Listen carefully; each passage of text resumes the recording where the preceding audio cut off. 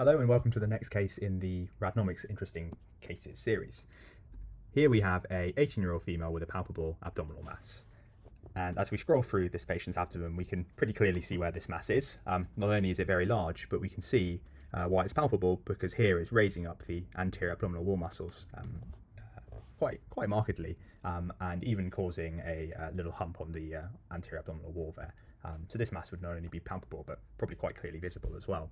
One of the first things to do when looking at masses in the abdomen is trying to work out what organ they arise from, because that really helps you narrow down the differential. And in this case, I think we can see quite nicely that this mass has an associated claw sign with the rest of the pancreas. So we can see pancreatic head here, and body, and the start of the tail, and the pancreatic tail claws all the way around the front of this mass, all the way around there, and probably claws a little bit of the way around the back of it as well, back here, suggesting that this mass is arising from the pancreatic tail itself.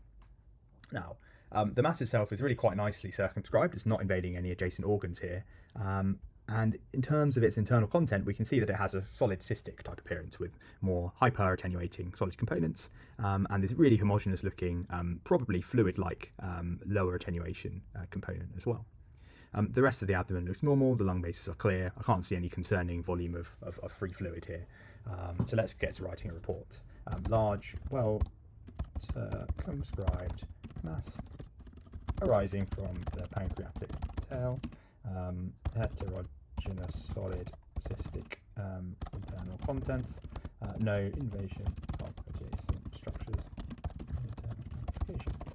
So that describes the mass reasonably well. We might want to put a measurement in there at some point. We can say otherwise normal. And let's generate a report.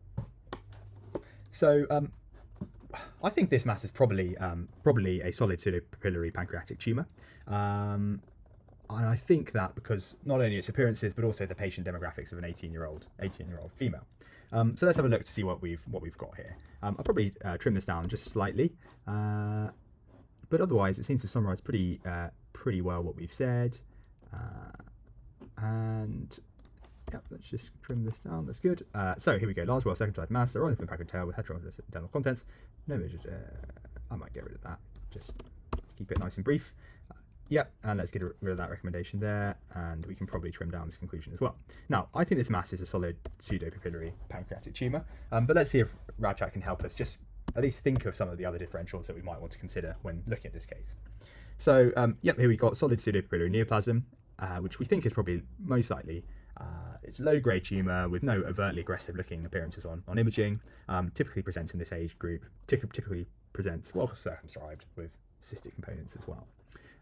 Cystadenoma, I think probably less likely. Serous and mucinous cystadenoma is really seen in older patients. The mucinous ones can occur quite typically in the pancreatic tail, but again, the patients tend to be a slightly older demographic. We could consider a PNET. I'm not sure that's very typical here. We're not seeing the real nice avid enhancement. I think this would be a little bit large, and I wouldn't expect it to look quite so well circumscribed. Pseudocyst, I think it'd be worth considering if the patient had a history of pancreatitis, but it wouldn't explain the solid component. And lymphangioma, again, I don't think would have a solid component looking like this. So I'm going to stick to my guns, and we'll go for a solid pseudopapillary neoplasm. Oops.